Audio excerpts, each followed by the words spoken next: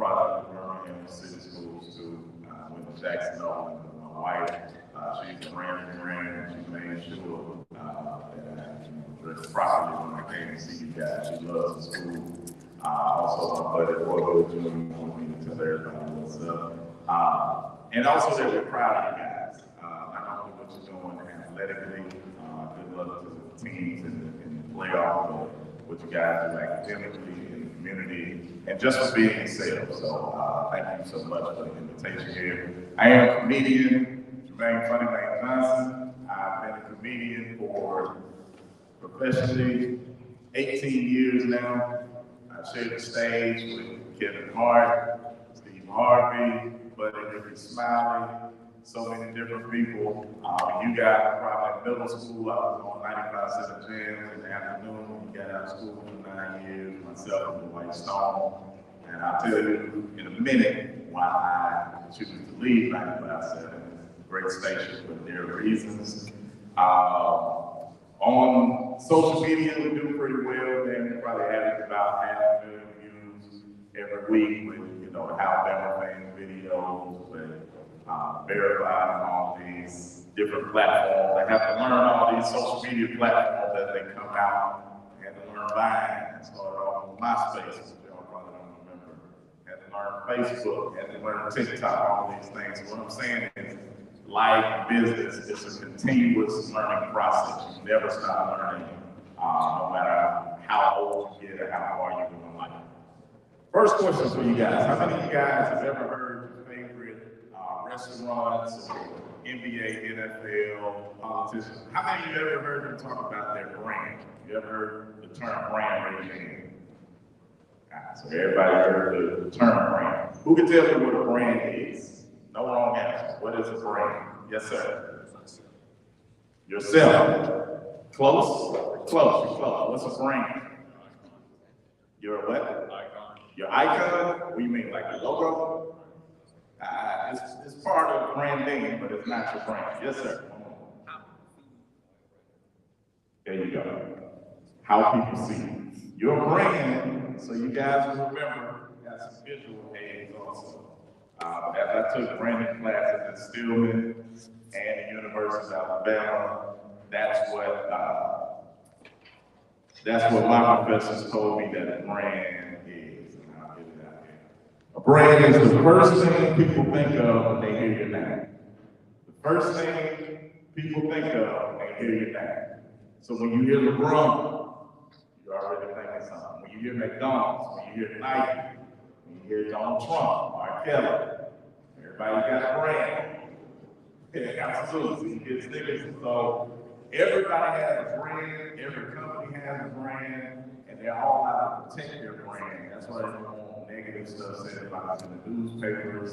That's why everybody says protect brand. We want, when people think of us, we want them, our brand to be strong.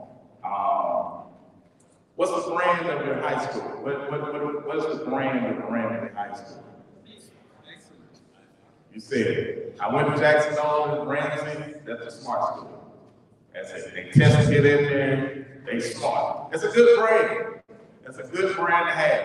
Jackson Owen probably has a few brands. I don't know what it is, because I'm on the inside looking out, but that's the brand of Ramsey. I know it's more to it than that, but again, that's a good brand to have. Probably like your parents made sure that you attended Ramsey because it's branded as a good school. Now let me get a little more serious and ask you this. What's the brand in America of young black men? Divided. What else? Aggressive. What else? Unruly, violent, aggressive, unruly. We can keep going, but y'all see there's a negative brand out in this country about young black men. And that was one of the reasons that I decided to step away from 95.7 Jams. Even though I enjoy the music, I love trap, I love all of it. I got my favorite songs that I listen to every day, not just through music, but through media. And through the decisions of a few, we're being branded as all of those negative terms that you guys just mentioned. And there are more. But what's silly about it, and I want to give you all some more perspective using visual aid. So I had to look up some numbers to show you how branding is silly. All right? I looked up the census numbers for 2022, the last census, 2020. And according to the census, these numbers are reported, there are 144,000 people that live in Birmingham, just in the city limit. It doesn't count Hoover, Vestavia, all that, but it says there are 144,000 people that live in the city of Birmingham. Out of those 144,000, a little bit over 70%, 137,000 are black. It means there's 137,000 of us black people here in the city limits of Birmingham. Unfortunate number, last year in 2022, 144 murders in the city of Birmingham. So that means 144 funerals, 144 people that were probably locked up, throwing their life away, 144 families and friends grieving, 144 murders last year in the city of Birmingham. But to put that in perspective, and why I want to talk about branding, if you take, and they call it violent, if you take the number of murders versus the number of black people that live here in Birmingham, 0.105% of black people in Birmingham decided to commit a crime or do a murder. Now, one murder is too much, but I'll put it into perspective. 0.105% of people committed murder. That means over 99% of us are not committing murders, committing crimes, not going our life. Over 99% of us do the right thing. We go to work, we go to school, but we get branded by 0.105% of us. Isn't that weird? If y'all lost only 0.105% of y'all football games, would y'all be a good team or a bad team? It'd be an excellent team if y'all won 99% of your games. I can't think of anything where somebody can do 99% of the right thing and still get labeled as a violent city because 0.105% of people do the wrong thing. So here we are. I want to give y'all some perspective because this is Manhood Monday, and we need to define what being a man is. There's a lot of talk on the internet, a lot of talk in life, a lot of talk in life, and my lifetime about what being a man is. Who wants to tell me what a man is? Their description, what a man is. Yes, sir. It's first thing, restraint. As a man, we have to realize that we can't use our emotions. A person that shows strength, and we have to realize we can't use our emotions. Yes, sir. A person that handles their responsibilities. Person that handles their responsibilities. I like that. Let me tell you my definition of a man is. I don't know how many of you all, I don't think this slang for one religion, but I believe in the Bible. I'm sure you do, but I've read all the good books, they all mention Jesus. So I'm going to say that Jesus was the epitome of a man. And there's one lesson that Jesus gave all of us that we should follow what a man is. A man is somebody who can live for others. When your life is no longer about yourself, when your life is about your friends, when your life is about your family, when your life is about your future children, when your life is about everybody else that ran in high school, when you decide that my life is not going to be about my selfish wants, and we all have wants and needs. When you decide that your life is going to be live for others, now you're a man. That's what a man is. If you're not living for others, if you're only living for yourself, if you see a dad who's left his children at home, he's not a man.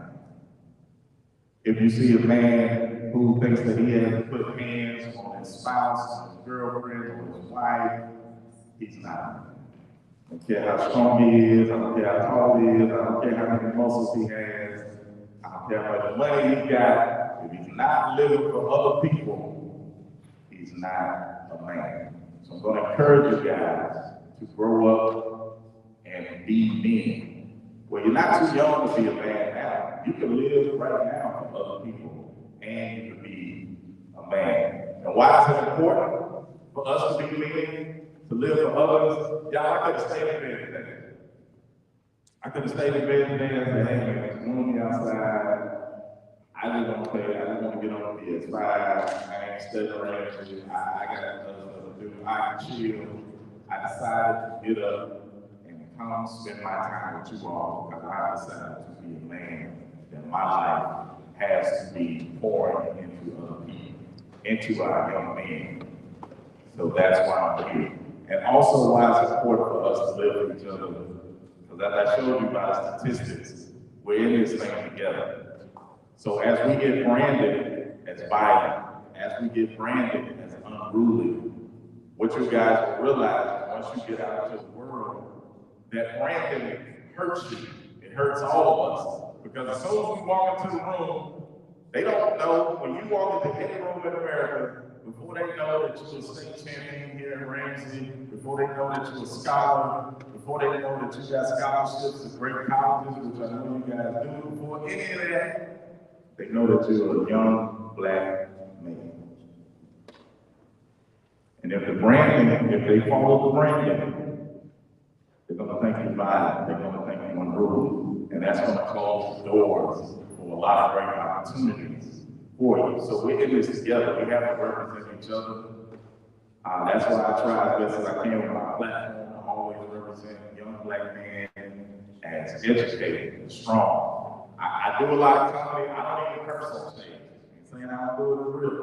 I'm saying on stage, when I'm representing us, it's just something I choose not to do. I choose to be nice to people. I choose to represent us, black men, in a positive light, and I hope you guys will do the same. My encouragement to you, as I walk in, I had trouble getting in. Y'all need the front door, y'all. That's the front door. But y'all are surrounded by good black men, good positive black men. And I was asked by my fraternity brother, Mr. Hack, to come speak to you all. Y'all notice ain't no news cameras around. Ain't no publicity for this, but this is what we do. I don't do it for the publicity, but I tell you what, I'm speaking to, you say 200 close to that, speaking to close to 200 men, and I can't get no news coverage for it. I tell you what, if I shoot 2 men, I'll be all over the news, no problem. So we have to control our own branding, we have to control our own narrative. Just know that the eyes are always on you. You're not alone in this world. I don't care what you think you're dealing with, whether you think you're dealing with depression, whether you think you're dealing with loneliness. There's all these good brothers around you, and we've got to start sticking together. We are not in this thing alone. It's going to be a group effort. Whatever you guys want to accomplish in life, if it's a hat, we've known each other a while. And through the fraternity, got outside, the world's greatest fraternity. You know, we learn to stick together, what we call a bond. So you guys have to form your own bonds in life. You have to lean on each other to be great. And I hope you choose to be men in your lifetime. At this time, I'll open it up for any questions. I know y'all had a few questions earlier. So if you have any questions for me, I'm here for y'all. Please ask away, and I will answer to the best of my ability. Yes, sir. Yes. So can I tell you a joke? Yeah, next time I'm gonna start on tickets is $15. Branding. There's your joke. Anybody else have a question? Yes, sir. Why did you leave 95.7? I left 95.7 because as I sat and listened, you know, to the music, and I talk about branding, it was just something I wanted to get away from. I think it's okay if you want to listen to that music privately. You know, everybody got their different tastes, but the more I started, and keep in mind, I did it for 9 years. So I'm hearing all the lyrics over and over and over again. We were having to announce a different death. We had to go to different vigils for teenagers that were killed. And I just made a decision like that. I don't want to be on this side of our community anymore. I want to be on the other side, the positive side. So I actually tried to use the platform as best I could for positivity. But when you try to, you know, give a positive word, and then the next song is Back in Blood, it's hard. It's really, really hard. So I made the choices differently. Yes, sir. Was it hard to see? Was it hard to see? It was, because I like, you know, having that platform to be able to talk to the city, talk to the community, but I just went and built my own platform. I got over, if you combine all my followers and social, it's over 800,000 people. So that's more people than I was reaching at the radio station. So once I got my social stuff put on for that first, it was pretty hard. Yes, sir. What you said the brand on you is? What is the brand on me? You know what? I don't know. I would assume that it's somebody who tries to be positive, somebody that loves Alabama football, Road, but you know, you never know. You never know. You never know what it will be. But I would think that would be hopefully. Depending on what it is. More questions? Go ahead. Yes, sir. So, how do you think a man should handle disrespect? That's a good question. And it's a tough answer, because we all have probably, has everybody dealt with disrespect at one time or another? Yeah. Yeah, there's different forms of disrespect. I'll say this. One thing we've got to learn to do is pick our battles. We got to learn when to walk away. As I got older, I learned, you know, when to walk away. I learned when not to respond to everybody on Twitter. And I'm not saying it because it's easy. I'm saying it because I practiced it. But I think a lot of brothers, we escalate things so quickly. Like, you know, somebody step on your foot and then they don't say, excuse me. And now you say something back, and now we're ready to shoot each other. When it could have just been a simple conversation. So sometimes we have to handle disrespect with a conversation. You know, man, you step on my shoe, you probably didn't see it, but you know. And usually, brothers be like, my bad, bro. I'm in a rush, this and that. That's usually how it goes.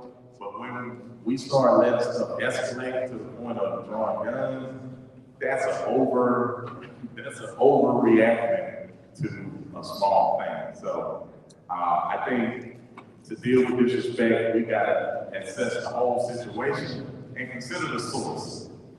Now, I'm 5'9", I work out, I'm in good shape, I know if somebody's smaller than me, I know what I can do. You know what I'm saying? When somebody's 6'4", they ripped up, come on, man, you disrespect me, physically ain't much I can do, but I can always talk to a brother. You know what I'm saying? I don't have to shoot at the big guy. I don't have to pound the little guy. I can try to talk to both. So I would say, let's learn to communicate when we have disrespect. Yes, sir. So, do you think the whole emotional aspect of Black people, can this be fixed through therapy, or is this something that we got to face out? Can the emotional aspect of Black people be fixed? You know, like 9 times out of 10, like we get upset with each other, it's just us being emotional and not talking. So that's what I'm saying. You think therapy can fix that, or is it got to be? I think for some people, absolutely they need therapy. But as I just showed you with the numbers, you know, every human gets upset. Not all of us are taking it to the extreme when we get upset. So everybody doesn't need therapy. Some people just need to communicate with somebody. And usually they need to communicate with the person they feel is disrespectful. Now these 0.105 brothers, they need therapy, they need love, they need everything that you can get around them. But us, 99%, I think overall, I think we're doing okay. Getting angry is not exclusive to black people. Everybody gets angry, you know what I'm saying? Regardless of race, it's a human emotion. But we do have to do a better job of just, controlling our emotions and still communicating while we're angry. Thought I saw some more hands. All right. If not, man, I really do hope something was said here today that encourages you guys. And every time I speak, I know y'all probably get a lot of older people in your face saying, what not to do, give you a lot of what not to do. And they're not wrong, but as I talk to young men, I've been your age once upon a time, I encourage y'all to have balance. Everybody say balance? Everybody say balance. I encourage everybody to have balance. What do I mean? If you got a girlfriend, let your girlfriend time be your girlfriend time. You can't be texting, you can't be lovey-dovey in the classroom. That classroom time, classroom time. Classroom time, classroom time, and practice time, practice time. Whether you're in the band, practicing your instrument, or you're in the sport, practicing sport. Let that time be that time. Make sure you have balance and put everything in the proper place. Try to, even if you're not picking it with your boys, y'all out, y'all getting pizza, y'all hanging out, let that time with your boys be time with your boys. Don't let it be balance. Don't let that be work time. Let everything have balance. Even the Bible talks about balance. So I encourage y'all to have balance in everything you do. Don't let your balance be one side. 24 hours in a day. Can't be with your old lady 19 hours after that. That's not balance. So put some hours aside for your classwork, put some hours aside for your leisure, some hours aside for your hobbies and things that you like to do, your video games, sports, whatever. Just have balance. That's what I like to encourage brothers to have. Thank you so much, man.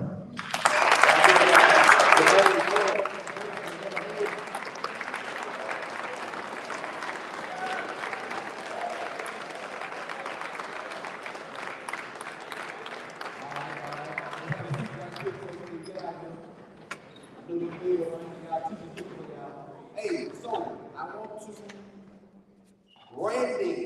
branding. That was great. I enjoyed our speaker today in branding. Raise your hand if you got your own business. Raise your hand if you got your own business. All right, branding. You should be thinking about branding. All right, raise your hand if you're an athlete. You are a brand. All you athletes are a brand. Raise your hand if you're in the band. You are a brand. You are a brand. Check this out. What's the hottest story in sports right now? Who? Brandon Miller. Brandon Miller. Alabama basketball. The brand has been tarnished. They just started getting the brand. Everybody know about, let me finish. Everybody know about Alabama football. It brand speaks for itself. When Alabama basketball was on the rise, the brand is the best it's been. Now the brand is being tarnished.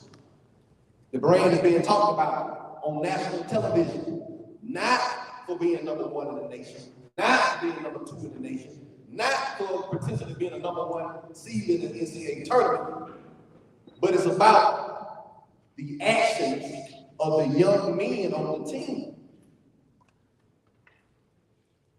And that's to all of my young men who are working now. You're working. You're doing your lesson. You're practicing. You're playing AAU. You're playing travel. You're doing all of these things. And you're going to let somebody else take that from you? You're going to let somebody who calls himself your friend take that from you? Y'all remember when I stood up here the other day and I told y'all that Jacob Andrews don't have no friends? All y'all can be his homeboys who we play with and grow up with, but y'all not his friends. Because your friends get you in trouble, son. That's why I'm telling you that. Because Brandon Miller was potentially going to be the #1 pick in the NBA draft. But that's gone. That is gone. They want him suspended right now. That's gone. I heard a person say they should suspend Alabama the entire season. You heard what you did? They said they should suspend the entire season. So here it is, Alabama is in their best season the basketball team has ever had, highest ranking they ever had, going into potentially being the #1 seed in the NCAA tournament. And people don't even want to see them play because of the actions of young men who destroyed the brand. Destroying the brand.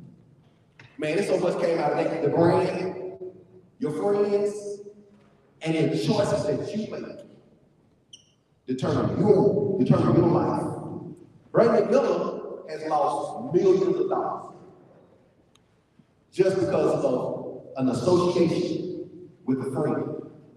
And he's like, man, he's on scholarship. Check it out. He's on scholarship. The other guy, no, Darius Miles is on the team too. So that means he was brought in by the coaches too.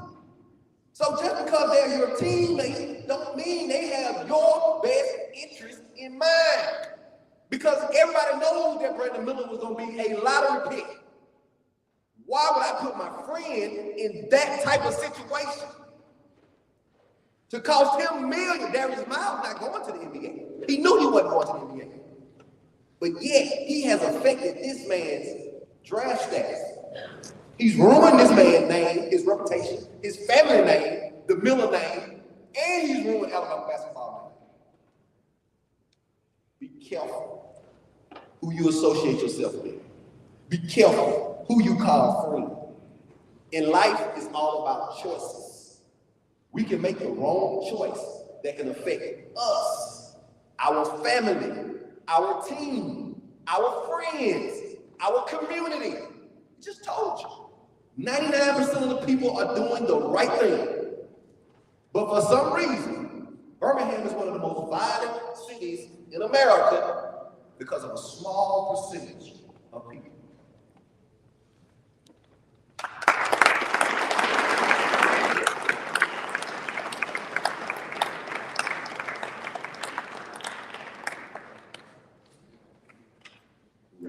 Come check on us.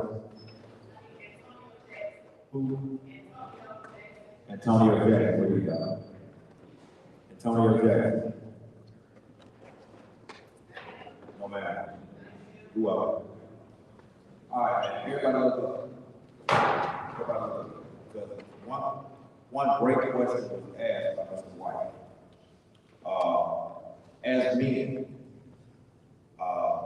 that word disrespect kind of goes a mutual way. It's a reciprocity term. You know, y'all say teaching be mean, but mean is really reciprocity. Nobody just wakes up to be mean. But people do respond to stimuli, to energy. You have to be careful of the energy you put out. You also have to be careful that when you're at a certain place, when you're at a certain place, that you not necessarily have to bow down, but you want to make sure that you give the people who are in authority figure based on status, based on position, because at the end of the day, all of us answer to somebody. And you're going to answer to somebody for the rest of your life. You're going to have to answer to the boss. You go to the league, you got to answer to the owner, and a general manager, and a team captain. You have to be willing to be held accountable. And the number one issue with that infraction that you gave are a bunch of individuals, male and female, we got some females in that category now, that are rogue. They don't want to be held accountable. And one thing that I told y'all from the very beginning is, we're going to make sure that we start holding each other accountable. That's when you speak truth. That's when you pull the brother to the side and say, no, but that's a bad decision.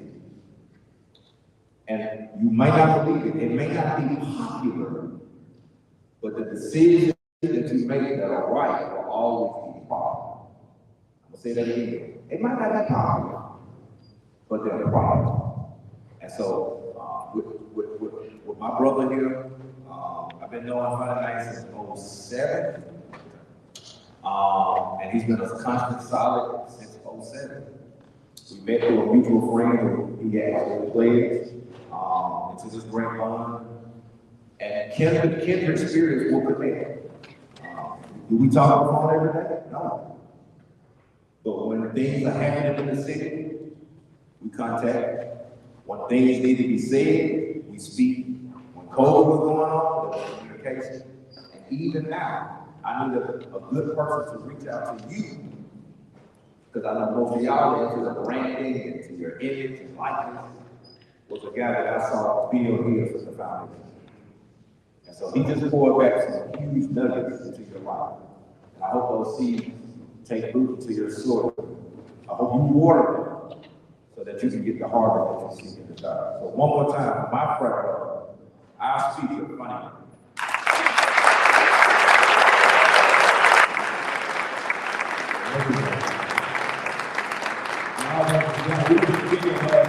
One more time, our speaker.